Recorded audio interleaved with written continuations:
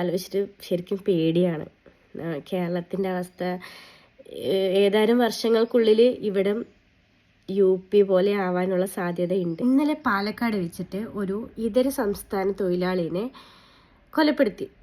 പച്ച മലയാളത്തിൽ പറയാൻ തല്ലിക്കൊന്നു.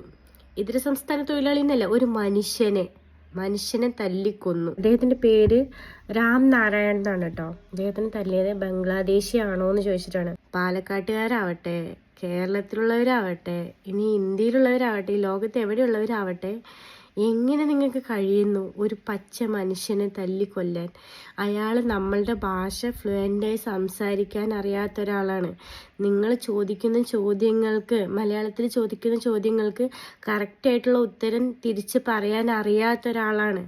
നിങ്ങൾ എന്താണ് ചോദിക്കുന്നത്, എന്താണ് ഉദ്ദേശിക്കുന്നതെന്ന് അയാൾക്കറിയില്ല. മുനിസിപ്പാലിറ്റി, പഞ്ചായത്ത് അങ്ങനത്തെ കയ്യിൽ വരുമ്പോഴേക്കും നിങ്ങൾ ഇങ്ങനെയാണ് ചെയ്യണമെന്നുണ്ടെങ്കിൽ നിങ്ങൾ കേരളം കയ്യിൽ കിട്ടിയ BJP എന്നുള്ളൊരു ഇതിനെ ഒഴിച്ച് ബാക്കി എല്ലാവരും നിങ്ങൾ തല്ലിക്കൊല്ലാൻ മടിക്കില്ലല്ലോ എന്നാണ് ഞാൻ ചിന്തിച്ചത്. എങ്ങനെ ഈ കുഞ്ഞു മക്കളെയും കൊണ്ട് ഇവിടെ സേഫായിട്ടിരിക്കും? അവനവൻ്റെ നാട്ടിൽ, അവനവൻ്റെ വീട്ടിൽ സേഫായിട്ട് ഇരിക്കാൻ പറ്റുമെന്ന് എനിക്ക് തോന്നിയില്ല. അടച്ചു പറയല്ല, ഒരു പറ്റ ആൾക്കാരുടെ മാത്രം. എൻ്റെ വീട്ടിൽ നിന്ന് ഒരാൾ പുറത്തൊരു ജോലിക്ക് പോകുമ്പോൾ എൻ്റെ ഒരു ട്രസ്റ്റാണ്. അവിടെയുള്ള ആൾക്കാർ അവിടെയും മനുഷ്യന്മാരാണല്ലോ. അതുകൊണ്ട് അവരുടെ ഇടയിൽ ഒരു ജോലിക്ക് പോയി അവർ സേഫ് ആയിരിക്കും എന്നുള്ളത്, അതേ ഒരു വിശ്വാസത്തിലാണ്. അയാളുടെ കുടുംബവും ഇതേപോലെ മനുഷ്യന്മാരുടെ ഇടയിലാണല്ലോ പണിക്ക് പോണത്. ഇതേപോലെ കാട്ടുമൃഗങ്ങളുടെ ഇടയിലാണ് അയാൾ വന്ന് പെട്ടതെന്ന് അവരറിഞ്ഞിട്ടില്ല. അവർ പറയുന്നത് അദ്ദേഹം ജോലിക്ക് പോയി, ജോലി ഇഷ്ടപ്പെട്ടില്ല, അതുകൊണ്ട് തിരിച്ചു പോരാൻ നിൽക്കുകയായിരുന്നു. അതിൻ്റെ ഇടയിലാണ് ഈ സംഭവം. 2 കുട്ടികളുണ്ട്.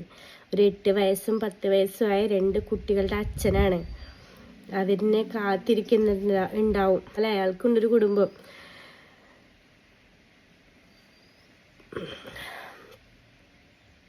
ഇതാണ് അവസ്ഥയെങ്കിൽ മുന്നോട്ടുള്ള പോക്ക് എന്തായിരിക്കും? എനിക്ക് ആ കുട്ടികളുടെയും അമ്മേൻ്റെയും ആ കുടുംബത്തിൻ്റെയും കാര്യം ആലോചിച്ചിട്ടാണ്. ഈ ഒരു സിറ്റുവേഷൻ അവർ ഒരിക്കലും പ്രതീക്ഷിച്ചിട്ടുണ്ടാവില്ല. അയാൾ മോഷ്ടിച്ചിട്ടില്ല, അയാൾ ആരോടും മോശമായി പെരുമാറിയിട്ടില്ല, എന്നിട്ടും കള്ളനാണെന്ന് പറഞ്ഞിട്ടാണ് ഇവർ തല്ലാൻ ആദ്യമൊക്കെ ഓങ്ങിയത്. പിന്നെ നിലത്ത് വീണ് ചോരയൊക്കെ ഛർദ്ദിച്ചിട്ടും ബംഗ്ലാദേശിയാണ് എന്ന് പറഞ്ഞിട്ട് ആ വീഡിയോയിൽ പറയുന്നുണ്ട്, ചോദിക്കുന്നുണ്ട്. ഹോം എവിടെയാണെന്നൊക്കെ ചോദിക്കുന്നുണ്ട്. അപ്പോൾ ബംഗ്ലാദേശിയാണെന്നൊക്കെ പറഞ്ഞിട്ട് പാവത്തിന് തല്ലിക്കൊന്നു. അവരുടെ കുടുംബത്തിന് നഷ്ടം. ഇവർ നാളെ മറ്റന്നാൾ റിമാൻഡിൽ ഇറങ്ങിയിരിക്കും.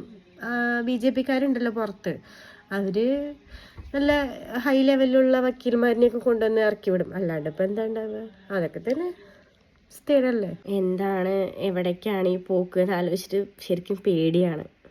കേരളത്തിൻ്റെ അവസ്ഥ ഏതാനും വർഷങ്ങൾക്കുള്ളിൽ ഇവിടം UP പോലെ ആവാനുള്ള സാധ്യതയുണ്ട്. മനുഷ്യ മൃഗങ്ങളാണ് ഇവിടെ ഉള്ളത്.